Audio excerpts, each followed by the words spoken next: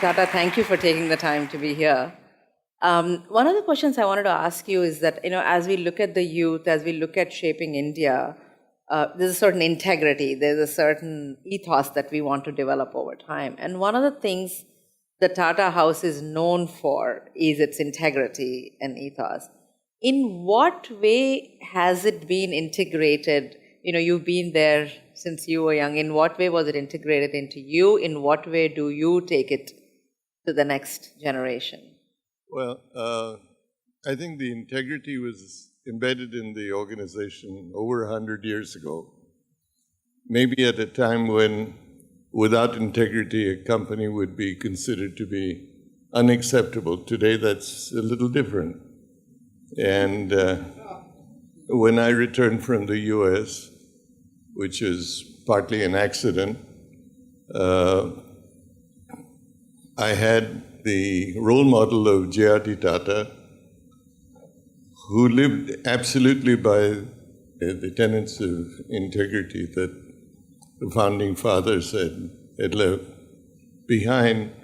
And there was no issue of any deviation from it. He didn't himself deviate, nor did he accept anybody else who would deviate. So it was deeply ingrained in the organization throughout. All I did when I took over was protect it, because I felt it needed vigorously to be protected, because that is what made us different. You just said something, you came back accidentally. What did you mean by that? When I finished college, the only thing I looked forward to was going where it was warm and not cold. And that wasn't the accident. I worked in Los Angeles for a period of time.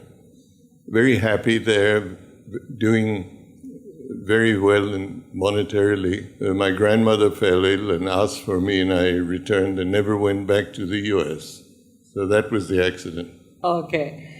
You were just saying that, that was the norm at that time. It may not be so today. So when you look at the young people, the possibility that there is for India, what is your feeling when you look at young companies? What do you feel they have, and what do you feel they should keep? Maybe I can answer your question by deviating a bit from the answer. Sure. Being at this event today, and events like this, I have a sense of great remorse. Remorse that I'm in my 70s and not in my 40s. Because at this point in time, and the young people are coming into their own and having an opportunity to express themselves, to innovate, to establish enterprises. And that's terrific. And that's what I would have loved to participate in. And I'm sorry that our ages are different. Well, thank God you're mentally only 30, so you've got a long ways to go. The problem is, to be frank, that if you don't try to regulate yourself and say that your time is up, who is to tell you that your memory's fading, or that you're getting a little senile, or that you're getting hard of hearing, or that you don't see very well? So the best thing is to move aside and leave way for the young people who are going to be the future of this country to have their head. And I think that's why an event like this and what you're doing to encourage the young people is music to my ears. X Prize has struck me as being a tremendously strong motivator of innovation. In every way, X Prize is a tremendous motivator of today's times. And I hope the momentum that Peter's been able to create will continue and accelerate over the years, not only in the US, but now in India as we brought it here. So, Zenia, to continue on that, we brought X Prize to India, you're leading the efforts here. What would you like to see happen? What would you like to have this prize do in the Indian community? I'm hoping that over the next few years, we're able to launch a few prizes in different sectors, addressing what now seems impossible in water, in energy, in how we view and deal with waste, possibly in corruption, women's issues. So hopefully, I'd like to see those few prizes come to fruition pretty quickly. But the prize is one part of the equation. The thing that really makes the prize work are the innovators, the teams that apply to compete for the prize.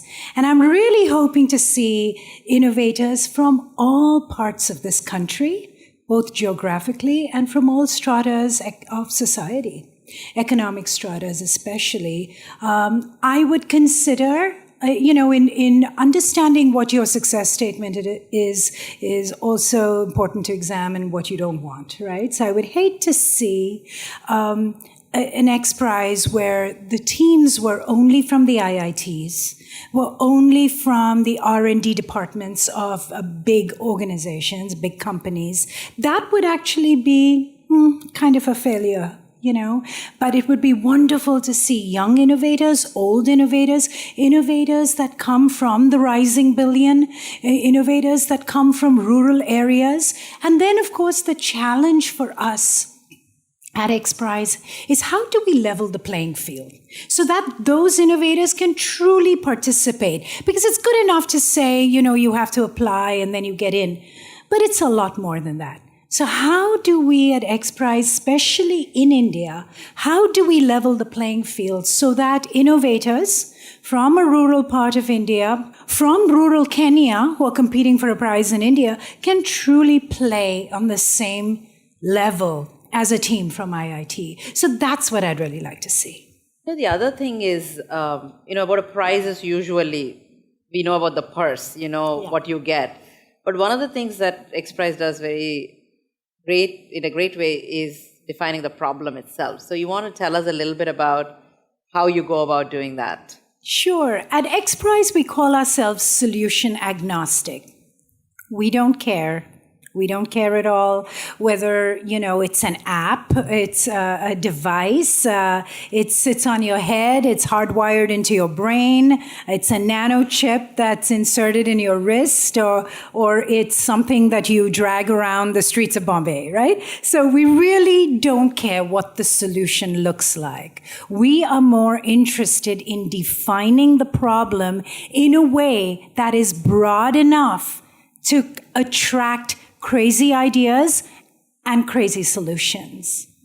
So, we are going to see a couple of people later. So maybe you can tell us how you define the problem for the Lunar X, Google Lunar X Prize. How did you define it? Sure.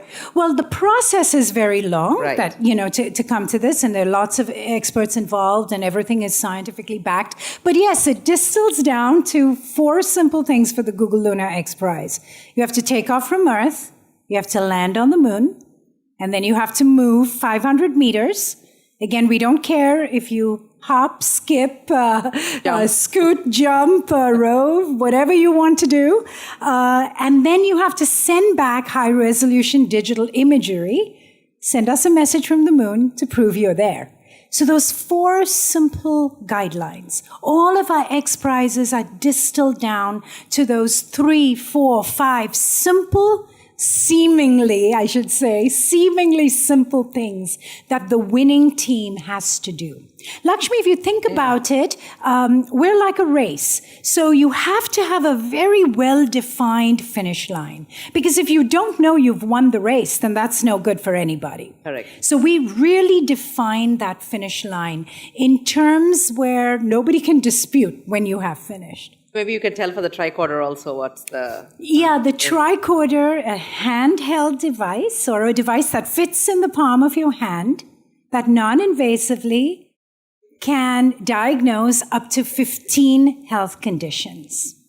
Okay. Yes. So I would like to ask both of you the last question of, we have, numbers, give or take, over 600 million people under the age of 35 in India alone. And if you look at the world, there's a lot of young people. What do you think we need to do, we could do to create a sense of responsibility and integrity into this? In what way do you think we can also teach is not the right word, imbibe values and not just results, which is what XPRIZE journey is all about. It's about the journey, it's not about the results. In what way can we imbibe that in the way they are going to evolve as very, very successful people? I think we need a whole new breed of superheroes. And forums like Inc. bring those to the forum.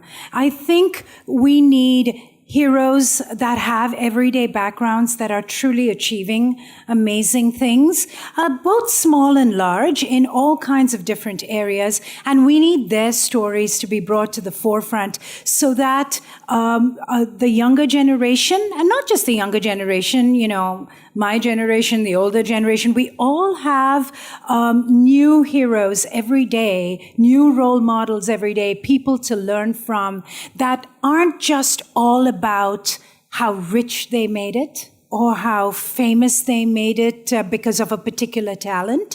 It's much, much more than that. And for a country of 2.5 billion people, we really need a whole new brand of superheroes, a whole new breed of them.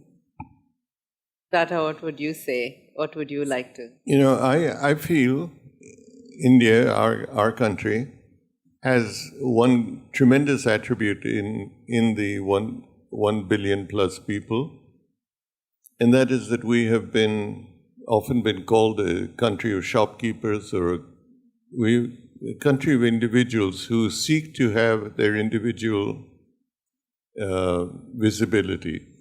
It may be a pawn shop, it may be a larger shop, it may be some activity, but we are entrepreneurs, DNA-wise.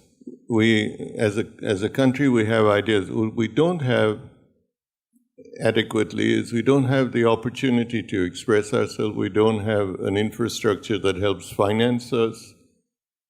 We don't have an environment necessarily that motivates us or supports us. Us meaning the entrepreneur, the young entrepreneur. The worst thing that happens to us, I think, is that a young entrepreneur has an idea. It's an idea, it may be a way out idea, and the older person says, how successful has this been elsewhere? How many people have succeeded or utilized it? This is the kiss of death. No new idea is ever going to happen, but we have that potential. And I think if we have the motivators, the supporters, the equivalent of a venture capital community, then India is going to really go exponentially into this new era. And just like the United States has done over the last several decades, who would have thought that we have some of the companies that exist today and are considered highly valuable would be there? Who would have thought of Microsoft or Apple or SpaceX or any of these new names? They didn't exist some time ago. No one would have thought that Elon Musk could himself create a company that would compete with NASA. It would have been unheard of. So I think we have the potential. We have the heroes, but they're embedded in a more traditional structure. We need to unleash them.